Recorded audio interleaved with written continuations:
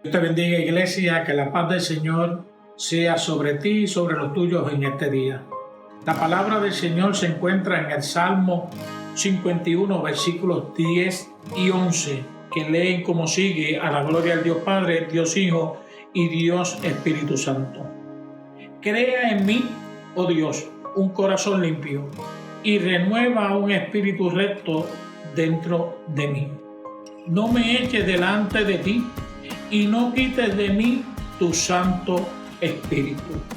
Padre de misericordia, Padre de gracia, Padre celestial, te alabamos, Señor, y engrandecemos aún a tu nombre. Damos gloria por las grandezas de tu misericordia, por la grandeza de tu presencia, Señor, y por el favor eterno que tú tienes para con cada uno de nosotros día tras día. Gracias, Señor, por la vida. Gracias por la salud. Gracias porque tú velas nuestra entrada y nuestra salida. Gracias porque conoces nuestra palabra antes que salga expresada por nuestra boca. Gracias porque cada día tú preparas un día para nosotros, para que nos alegremos y nos gocemos en él. Gracias, Señor, porque podemos enviar tu palabra de salud para aquellos que están quebrantados en estos momentos, para aquellos que están tristes, Señor, para aquellos que necesitan consuelo, para aquellos que necesitan fortaleza. Gracias, Señor, porque tu palabra llega a través de tu Espíritu Santo para sanar, para fortalecer, para hacer todas aquellas grandezas y proezas que tú haces en el nombre de Jesús. Amén y amén. La oración de David en este salmo y en estos versículos 10 y 11 permanece en la historia como un doloroso testimonio de sus quebrantos ante Dios y como una enseñanza para aquellos que estamos en este presente, para aquellos que pecan, para aquellos que faltan y no tienen temor de Dios.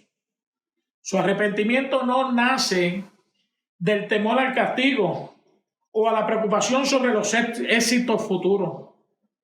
El arrepentimiento por haberse vuelto contra Dios es un arrepentimiento que nace del corazón de David porque había cambiado la mirada del Dios que siempre él había conocido. David lloró no solo por perdón, sino también por pureza. David reclamó que Dios hiciera en él, que Dios creara en él ese corazón limpio. Se atrevió a pedir, después que sus pecados fueron perdonados, sus dones más preciados. Número 1, el gozo. Número 2, la restauración. Número 3, su presencia. Y número 4, su Espíritu Santo. Cuando observamos y leemos en la palabra del Señor cómo David está pidiéndole a Dios aquellos 4 elementos que él necesitaba en su vida, que ya él había experimentado, que ya él sabía lo que era el gozo de la salvación, que David sabía lo que era ser restaurado, ser restablecido, que la presencia de Dios andara con él, estuviera con él en todo momento, y que su Espíritu Santo diera allí la sabiduría, la habilidad como rey, como dirigente de un pueblo. Aun cuando David decía: yo me alegré con los que me decían, a la casa de Jehová iremos. Tengo que mirar que cuando Pentecostés, que fue el día de inauguración de la llegada del Espíritu Santo, aquella iglesia en el Nuevo Testamento, vino como el don pentecostal en medio de una persona, la tercera persona de la deidad divina, o aquello que hemos conocido que se le conoce como el Paracleto o el Consolador. Ese está con nosotros en este tiempo y es el que hace que en nosotros haya gozo, que nosotros seamos restaurados, que su presencia sea vital en nuestras vidas y que sea manifiesto ese Espíritu Santo en nuestras vidas para allí nosotros saber y tomar decisiones, para allí implementar aquellas grandezas de la palabra y ponerlas por fe y confiar en que ellas serán magnificadas en nuestra vida para bendición nuestra y de nuestra familia y de aquellos que nos escuchan. Este es el don de Jesús prometido a sus discípulos. Era el agente por medio del cual continuaría su oficio y la obra en una manera nueva y efectiva. Estas señales fueron 3 que están relatadas en el libro de los Hechos de los Apóstoles, en el capítulo 2, versículos 2 al 4. El sonido como un viento recio que anunciaba su venida. Las lenguas repartidas como de fuego, descansando sobre los discípulos, indicaba su llegada. El don de las nuevas lenguas extrañas marcaba inmediatamente la apropiación de su obra como administrador y el principio de sus operaciones. Vemos cómo el Espíritu Santo, que Jesús había hablado y le dijo a los discípulos que fueran a Jerusalén, que se quedaran allí en el aposento, porque él rogaría al Padre para que enviara al Consolador. El Consolador está con nosotros en este tiempo presente. Él llegó para continuar la obra que Jesús comenzó y perfeccionarla para hasta la venida del Señor. Hasta esa venida, y cuidar y guardar y velar por nosotros, para aquellos que hemos creído. Porque el Espíritu Santo no tan solo está para redarguir, sino está para llenarnos y capacitarnos de aquella autoridad, de aquel poder, de aquel conocimiento de la palabra, poder comprender, poder discernir allí la palabra de Dios y poder predicar y dar testimonio de denuedo de esa grandeza de Dios por su palabra. El Espíritu Santo es tanto el don como el dador. Es el Cristo glorificado, la iglesia, y habita dentro de ella como una presencia enérgica y creadora. El Espíritu Santo, día tras día, desde la justificación por medio de Jesús, viene la regeneración, la transformación y la santificación, obra que el Espíritu Santo hace en aquel que confiesa a Cristo como Salvador y que forma allí una energía, un deseo, un desarrollo, un crecimiento en esa persona, sea varón o sea hembra, sea joven o sea señorita, sea un niño o sea una niña. El Espíritu Santo está para energizar y allí ser factible en la vida del ser humano para poder comprender y poder vivir y experimentar esa grandeza. No tan solo el dador, sino en la administración, el administrador de nuestra redención. Ministra en 2 campos distintos, aun cuando nos relacionamos entre sí. El fruto del Espíritu y los dones del Espíritu. El fruto del Espíritu es la comunicación al individuo de la gracia que emana de la naturaleza divina y tiene referencia al carácter más bien a los requisitos especiales para el servicio. Ese fruto del Espíritu tiene que denotar en nuestra vida ese verdadero arrepentimiento. Que ese fruto del Espíritu se vea en nosotros, se refleje.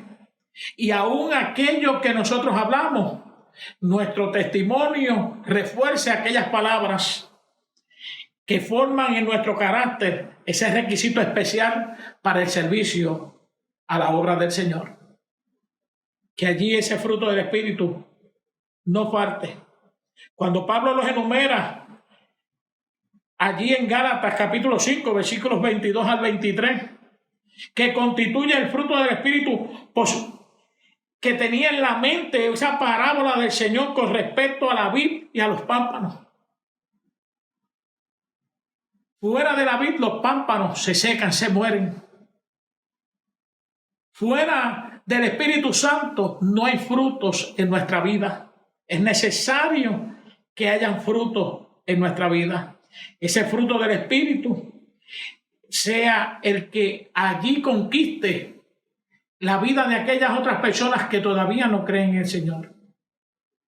Que conquisten allí el pensamiento de aquellos que pierden la esperanza. De aquellos que se encuentran solos puedan encontrar y ver en nosotros que ese fruto del Espíritu Santo produce en nosotros una paz, un amor. Ese aspecto puntual es experimentada en ciertos tiempos de crisis en la vida. Ese fruto que produce el Espíritu Santo en nosotros nos ayuda para los tiempos de crisis. Nos ayuda en esos momentos donde toda respuesta se acaba. Cuando llegan las crisis, llega la turbación, pero donde está el Espíritu Santo hay orden, hay tranquilidad y hay sosiego. Es el aspecto continuo a la vida práctica del creyente. Debe ser caracterizada por la plenitud del Espíritu. Que en nosotros haya esa práctica, ese deseo de mantener esa relación con el Espíritu Santo y aún con los que nos rodean, con nuestra propia familia, con nuestros hermanos en la fe, aún con aquellos que no conocen la grandeza de Dios, puedan conocer, porque allí en nosotros se refleja y se vive lo que es el fruto del Espíritu. Ese aspecto continuo de nuestra vida práctica como creyente, como gente de oración, como gente de fe, como gente que tenemos la capacidad de esperar en la grandeza de la palabra de Dios. En Efesios capítulo 5, versículo 18 nos dice: no nos emborrachemos con vino que lleva al desenfreno. Al contrario, sean llenos del Espíritu. El apóstol Pablo en el capítulo 5 de Efesios, versículo 18, nos habla y nos exhorta a que no nos emborrachemos con los vinos del mundo. No estamos hablando de las bebidas alcohólicas, estoy hablando de los placeres que el mundo ofrece, porque eso nos lleva al desenfreno, al descontrol, a la falta de dominio.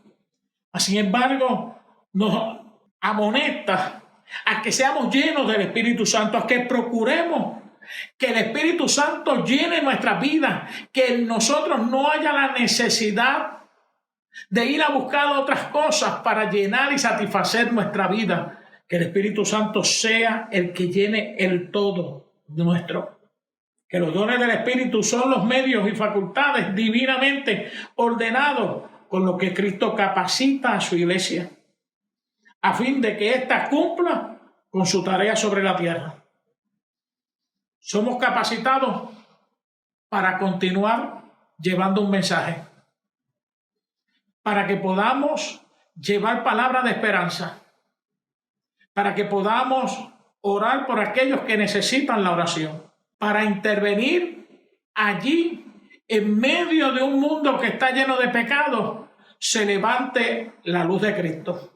Que seamos esa luz que alumbra el mundo, que no se pone debajo del árbol, sino que se pone en un sitio alto para que haya lumbrera en todo lugar.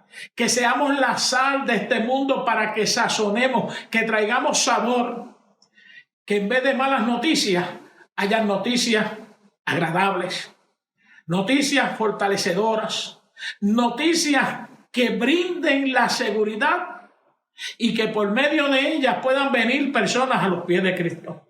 No te sientas desfallecer en el proyecto que el Espíritu Santo hace, sino, sin embargo, mantente cada día en la búsqueda de esa llenura. Mantente en la motivación y en el anhelo, en el deseo de que el Espíritu Santo llene el todo de tu ser, de tu vida, de tus pensamientos. Estos actos administrativos del Espíritu Santo pertenecen especialmente en la obra de la salvación. Pueden clasificarse en dos grupos generales: el Espíritu Santo como dador de la vida y el Espíritu Santo como una presencia santificadora. El Espíritu nos dio vida. Allí lo vemos en el Génesis cuando Dios sopló sobre aquel muñeco. Sopló espíritu de vida. Pero también como esa presencia santificadora que cada día nos va separando, que nos va limpiando, que nos va pasando por el proceso de santificación, de desarrollo, donde nosotros cada día podamos alcanzar lo que la palabra del Señor llama ese varón de la estatura perfecta. que se completará cuando estemos en el cielo, pero aquí en la tierra estamos llamados a crecer, a progresar en lo que es la santificación. La santificación no es lo que se ve externamente. La santificación comienza de nuestro interior. Comienza en nuestro espíritu, en nuestra alma y se refleja en nuestro cuerpo. Que nuestros pensamientos sean pensamientos de orden. Que nuestras acciones sean acciones bajo el dominio del Espíritu Santo. Que allí lo que enseñemos sea a través de lo que la palabra de Dios nos lleva para santificarnos. Muchas veces estamos mirando la santificación en nuestra vestimenta o en las cosas que nos ponemos. No, deje que el Espíritu Santo obre. Dejemos que el Espíritu Santo haga la función santificadora en cada ser humano. Él tiene y sabe cómo lograr santificar al hombre. El propósito de Cristo no solamente es salvar a un individuo, sino de formar un organismo espiritual de personas redimidas. El propósito del Espíritu Santo es hacer una iglesia redimida, lavada con la sangre de Cristo, y una iglesia que pueda llevar el estandarte en lo más alto de que Dios se agrade de lo que es su iglesia. Una iglesia que no tiene de qué avergonzarse. Una iglesia que porta la autoridad para poner las manos sobre los enfermos y que los enfermos sanen. Una iglesia que pueda llevar allí esa palabra de esperanza y el pueblo reciba esa palabra de esperanza.